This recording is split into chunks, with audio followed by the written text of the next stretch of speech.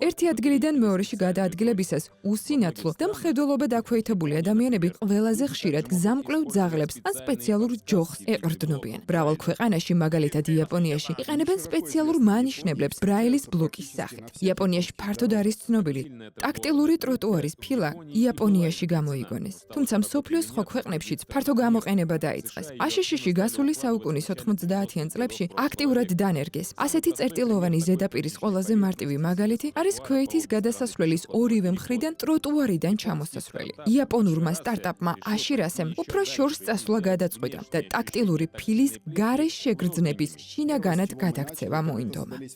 პირველი, რითაც დავიწყეთ, დავსვით კითხვა, როგორ შეიძლება ბრაილის ბლოკის შეხებით შეგრძნების უზრუნველყოფა ფეხსაცმლის შიგნით. შედეგად კომპანიაში სანავიგაციო სისტემა შეიმუშავეს, რომელიც ფეხსაცმელში განთავსდება ვიბრაციისა და მოძრაობის სენსორების მეშვეობით მომხმარებელს მიმართულებას აძლევს.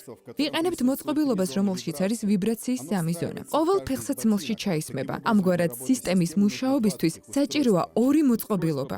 მოწყობილობა უსადენო Bluetooth კავშირით smartphone-ის აპლიკაციას უკავშირდება, რომელშიც მომხმარებელს დანიშნულების წერტილი შეჰყავს და მარშრუტს აწყობს. სენსორი მომხმარებლის მოძრაობის მიმართულებას ადგენს და ვიბრირებს მარჯვენა ან მარცხენა ფეხზე, რითაც მიმართულებას მიანიშნებს. ვიბრაციის სისწრაფეც განსხვავდება.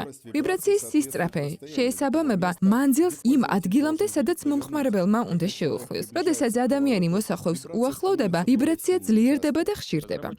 შემმუშავებლები ამტკიცებენ, რომ ეს მინიშნებები უსინათლო ადამიანებს გარემოს სხვა მნიშვნელოვანი ინფორმაციის აგროვებაზე ყურადღების მოკრების საშუალებას მისცემს. ესე იგი, მოწყობილობა გადაადგილებისას მომხმარებლის დაძაბულობის დონეს ამცირებს. აშირასის შეუძლია ადამიანს გაუძღვეს დაგეგმილი მარშრუტით. ამიტომაც უსინათლოებს გადაადგილებისას უსაფრთხოების სხვა ასპექტებზე შეუძლიათ ყურადღების მოკრება. მეტი ავტონომიის და გადაადგილების მეტი თავისუფლების მიღწევის ხერხი.